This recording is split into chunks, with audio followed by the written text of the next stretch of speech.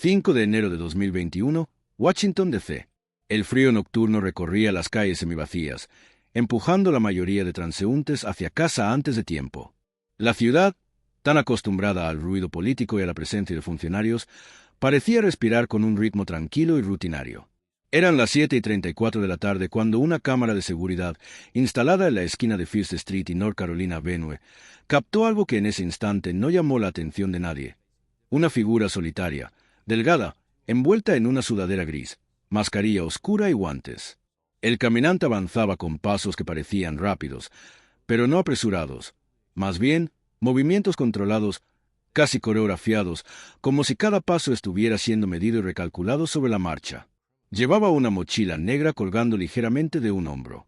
Ese objeto, aparentemente inofensivo, contenía una bomba casera de tubos, ensamblada con precisión inquietante. La figura caminó sin dudar, como si conociera bien la ruta. A veces reducía la velocidad, no por cansancio, sino para observar detalles, zonas de sombra, ángulos muertos, la orientación de las cámaras. Sus ojos, invisibles tras las gafas y la mascarilla, parecían recorrer un mapa mental que ya había memorizado. 10 minutos después, se acercó al edificio del Comité Nacional Demócrata y tomó asiento en un banco cercano. Permaneció allí como si aguardara a alguien que nunca llegaría.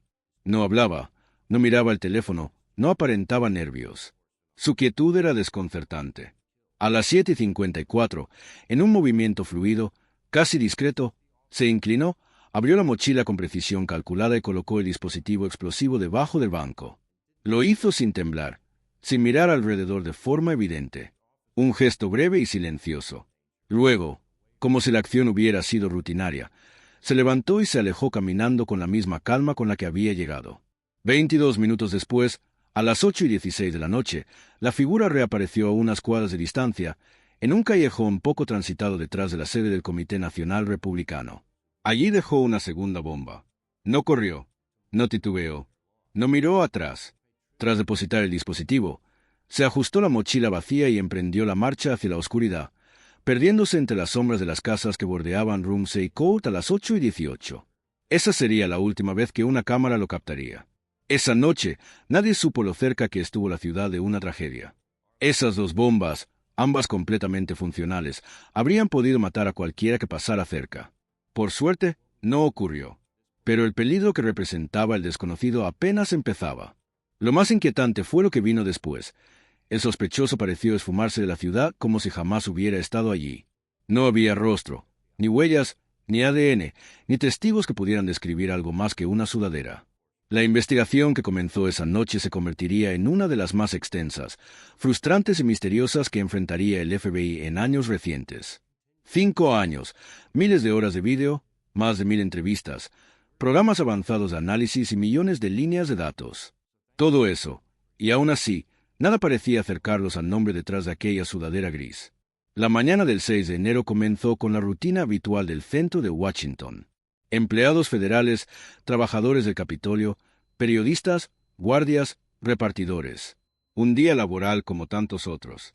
Hasta que, poco después de la 1 de la tarde, un oficial notó un objeto extraño junto a la sede del Comité Nacional Republicano. Un cilindro con cableado visible. La sospecha fue inmediata. Se activó el protocolo. Calles cerradas, evacuación del área, llegada del equipo antibombas. 15 minutos después, un segundo aviso. Otro artefacto, esta vez cerca del Comité Nacional Demócrata.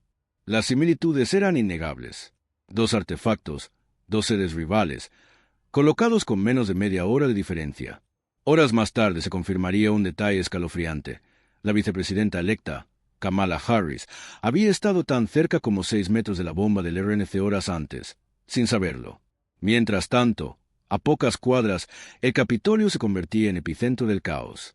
Entre disturbios, policías desplazados y confusión generalizada, las 2 bombas permanecían como recordatorios de que alguien había planeado atacar justo cuando la ciudad estaba más vulnerable. El análisis de los artefactos confirmó que eran funcionales. No se trataba de una amenaza falsa. Todo apuntaba a una acción calculada, minuciosa, premeditada y, sobre todo, peligrosa. Esa misma noche, cuando aún resonaban las sirenas en la ciudad, el FBI comenzó a revisar los primeros vídeos de la noche anterior. Allí apareció por primera vez en pantalla la figura anónima, un fantasma vestido de gris. Su comportamiento parecía estudiado. Caminaba con seguridad, pero tomando rutas inusuales, evitaba cámaras específicas, hacía cambios abruptos de dirección sin motivo aparente, se detenía en puntos estratégicos. Ajustaba sus gafas no por nervios, sino para observar mejor sin ser captado de frente. A veces se ponía de puntillas para ver por encima de un obstáculo. A partir de esas imágenes se calculó una estatura aproximada, 1,70 m. Ese dato, sin embargo, no ayudó demasiado. Con mascarilla, capucha y guantes, cualquier rasgo distintivo quedaba oculto. Durante meses, la única pista prometedora fueron sus zapatillas, unas Nike Air Max Speed Turf. Se vendieron menos que otros modelos, apenas unos 25,000 pares en todo el país. El FBI pidió registros en más de 20 tiendas, revisó inventarios, devoluciones y envíos. Pero las zapatillas habían cambiado de dueño demasiadas veces. La pista se diluyó. Después vinieron los componentes de las bombas, tapas metálicas, tubos, lana de acero, cables, baterías. Material común, distribuido por millones en el país. Nada que permitiera asociarlos a un comprador específico. Cientos de investigadores, análisis de patrones de movimiento, entrevistas a vecinos. Miles de horas invertidas, casi sin progreso. Al final del cuarto año, la información clave del caso era básicamente la misma que se tenía en la primera semana. Y entonces, cuando la investigación apenas avanzaba, ocurrió un error que casi hunde el caso. Un memo preliminar, no verificado, incompleto, basado en una observación superficial, circuló entre agencias federales, sugiriendo que una empleada del gobierno coincidía en apariencia con la figura de la sudadera gris. El documento no debía salir de un pequeño círculo interno, pero se filtró. Un medio conservador publicó su nombre como si fuera una sospechosa real. En minutos, su identidad, trabajo y hasta dirección aparecieron en redes sociales. El FBI actuó con rapidez. Revisaron cámaras, horarios, registros. Encontraron un vídeo de esa misma noche. La mujer estaba en su casa, jugando con sus perros, en la hora exacta en que la figura colocaba las bombas. Era imposible que hubiera sido ella. Fue exonerada al instante, pero el daño reputacional ya estaba hecho. La filtración generó fricciones entre agencias, tensiones políticas y un retroceso significativo en la confianza hacia la investigación. Cuando todo parecía estancado, el avance crucial llegó desde un lugar insospechado. Los registros celulares que el FBI había descartado en 2021. En ese entonces, los datos eran demasiado ruidosos. Cientos de dispositivos conectándose, moviéndose, intercambiando señales. Pero en 2025, nuevas herramientas permitieron superponer la ruta exacta del sospechoso con la actividad de los teléfonos en esas mismas coordenadas, minuto por minuto. Fue entonces cuando una señal destacó sobre el resto. Un teléfono que se activaba en los mismos lugares y en las mismas franjas de tiempo que la figura de la sudadera gris aparecía en cámara. Una coincidencia exacta, repetida, matemáticamente improbable. Ese dispositivo llevaba a un nombre, Brian Cole. Cole vivía a unos 30 kilómetros de Washington, en un suburbio aparentemente tranquilo. Los investigadores comenzaron a indagar y pronto descubrieron que la coincidencia no era casual. Su complexión coincidía.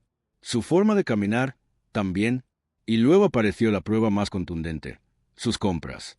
Entre 2019 y 2020 había adquirido exactamente los mismos tipos de componentes usados para fabricar las dos bombas. Cables, tapas metálicas, lana de acero, temporizadores, baterías, herramientas de corte. Todo comprado en tiendas de Virginia del Norte. Allí, por primera vez en 5 años, el caso dejó de ser un rompecabezas sin bordes. Todas las piezas empezaron a encajar. La madrugada del 5 de diciembre de 2025, los vecinos de Goodrich despertaron sobresaltados al ver vehículos blindados avanzando por una calle estrecha. Patrullas detrás. Agentes descendiendo con armas largas, cubriendo todos los ángulos. Una voz amplificada ordenó salir con las manos en alto. La puerta de la casa objetivo se abrió casi de inmediato.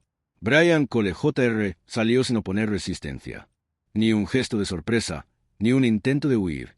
Levantó las manos como quien sabe que el momento ha llegado. Fue esposado en menos de 1 minuto. Los vecinos, todavía incrédulos, lo describían como un joven callado que vivía toda su vida en la misma casa con su familia. Caminaba por horas por el vecindario, siempre con audífonos, Siempre solo, acompañado solo por un pequeño chihuahua que muchos conocían mejor que a él.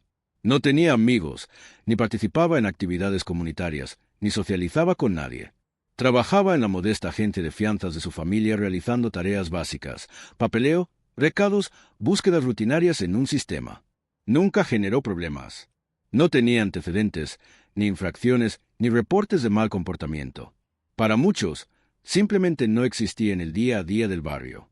Cuando fue interrogado sobre su motivación, no ofreció una ideología.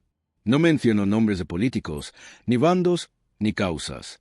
Según la fiscal, solo habló de una decepción difusa con el sistema en general. Ideas sin orden, sin estructura. Nada que indicara una agenda clara o un objetivo político definido. Parecía más una protesta íntima y mal dirigida que un ataque con un mensaje ideológico. Pero la ley no evalúa sentimientos. Evalúa hechos. Y los hechos eran contundentes. 2 bombas completamente funcionales, colocadas frente a las sedes de los 2 partidos más poderosos del país, en un momento crítico del calendario político. Para el FBI, su intención resultaba inequívoca: generar pánico, intimidar, alterar la seguridad nacional en un día que terminaría siendo histórico por otras razones. Brian Cole fue acusado de múltiples delitos federales: transporte interestatal de explosivos con intención de dañar, intento de destrucción maliciosa, fabricación y colocación de artefactos explosivos. Cargos que pueden significar décadas en prisión, incluso cadena perpetua. El juez ordenó su detención inmediata sin posibilidad de fianza. Sin embargo, una pregunta persiste, incluso ahora que el sospechoso está bajo custodia. ¿Pudo alguien como él, tan aislado, tan silencioso, tan invisible, actuar realmente solo? Es una interrogante que la investigación aún intenta responder. El arresto de Brian Cole no significó el final de la investigación, sino el comienzo de otra etapa, más compleja, más inquietante y, en cierto modo, más desconcertante. Porque aunque las pruebas parecían sólidas, las compras, la señal del teléfono, la coincidencia de rutas, la posibilidad técnica de que hubiera ensamblado ambos artefactos, había detalles del caso que aún no encajaban.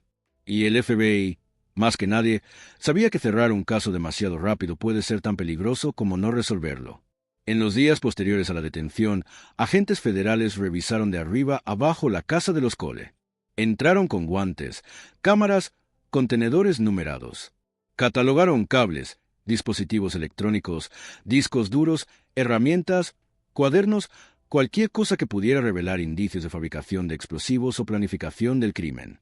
Encontraron materiales que coincidían con la composición de las bombas, sí, pero también algo más inquietante: ausencia. La ausencia de notas, la ausencia de dibujos, cálculos, pruebas de ensayo, borradores de temporizadores, fallos previos.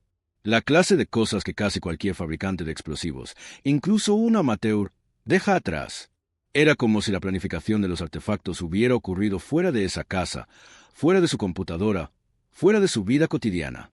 Como si alguien más hubiera puesto las instrucciones en sus manos, o como si él mismo operara bajo una lógica insondable que no dejaba rastros. Otro detalle desconcertó a los agentes que lo entrevistaron: la calma. Cole respondía sin apresurarse, sin tartamudear, sin alterarse, pero también sin dar explicaciones que satisficieran a nadie. Cuando se le preguntó por qué había comprado cada componente, respondía con frases vagas.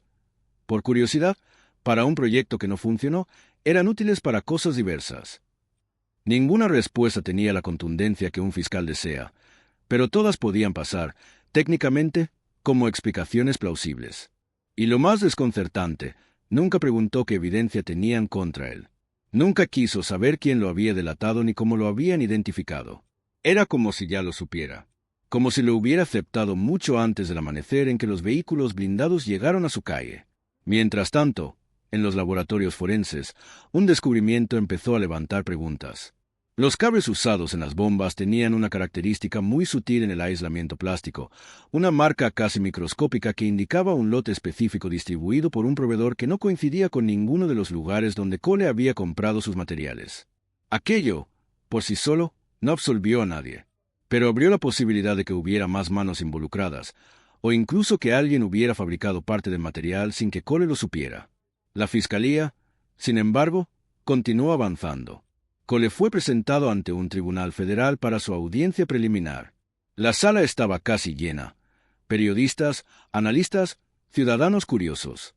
El país llevaba años recordando al fantasma de la sudadera gris.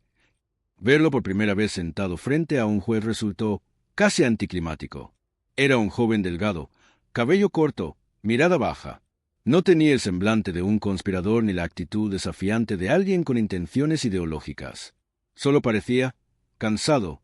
Su abogada pública pidió una evaluación psiquiátrica. La fiscalía la aprobó. El juez accedió. El equipo psicológico comenzó a entrevistar a Cole, tratando de reconstruir un perfil que explicara lo que había hecho, o lo que supuestamente había hecho. Algunas respuestas no sorprendieron. Aislamiento social, dificultades para interpretar emociones ajenas, patrones de conducta repetitivos. Otras, en cambio, dejaron perplejos a los especialistas. Brian recordaba ciertos días con precisión milimétrica, como si pudiera reproducirlos fotográficamente en su mente. Pero otros días enteros parecían desaparecer. Tenía vacíos de horas, a veces de un día completo. Cuando los psicólogos le preguntaron por la noche del 5 de enero, su respuesta fue desconcertante. «Recuerdo caminar», dijo. «Recuerdo el frío, el ruido de un tren a lo lejos, pero no recuerdo mis manos. No recuerdo mis decisiones. Es como si yo caminara, pero otro pensara». Era imposible saber si decía la verdad, si mentía o si intentaba manipular el resultado de la evaluación. Pero los expertos no descartaron nada.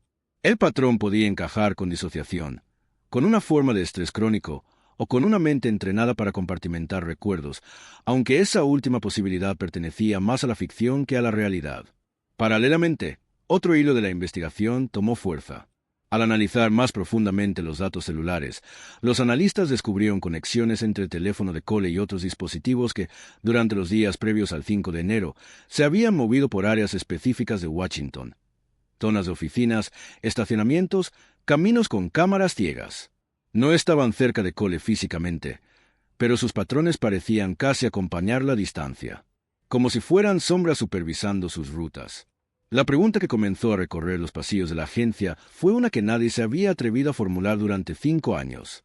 ¿Y si no actuó solo? ¿Y si no era el autor principal, sino una pieza más pequeña? ¿Y si la sudadera gris no era el verdadero fantasma? Lo que más inquietaba al equipo era que, si existía alguien más, ese alguien seguía libre. Y quizás había logrado permanecer invisible durante todo este tiempo. Mientras tanto, en su celda, Brian Cole pasaba las horas en silencio. No pedía libros, no escribía, no miraba la televisión. Solo observaba el suelo o la pared durante largos periodos, como si escuchara algo que nadie más podía oír, como si su mente intentara recordar algo que se le escapaba por los bordes. La noche antes de su siguiente audiencia, llamó al guardia. «Necesito hablar con los agentes», dijo con una voz tan tranquila que resultaba perturbadora. «Recorde algo. No sé si es importante». El guardia avisó. 2 agentes llegaron poco después. Tomaron asiento frente a él. Brian los miró por primera vez directamente. «Creo que alguien más estaba allí aquella noche», dijo. «No lo vi. No hablé con él. Pero lo sentí». Los agentes intercambiaron miradas. «¿Qué quiere decir con que lo sintió?» Brian bajó la vista hacia sus manos esposadas. «Que no estuve solo. Y que si ustedes encontraron mi camino», dijo, «entonces él ya sabe que lo están buscando». Los agentes lo miraron con una mezcla de incredulidad y alarma. «¿Quién es él?», preguntaron. Brian tardó unos segundos en responder, apenas un susurro. «No conozco su nombre. Solo recuerdo su sombra. Caminaba detrás de mí».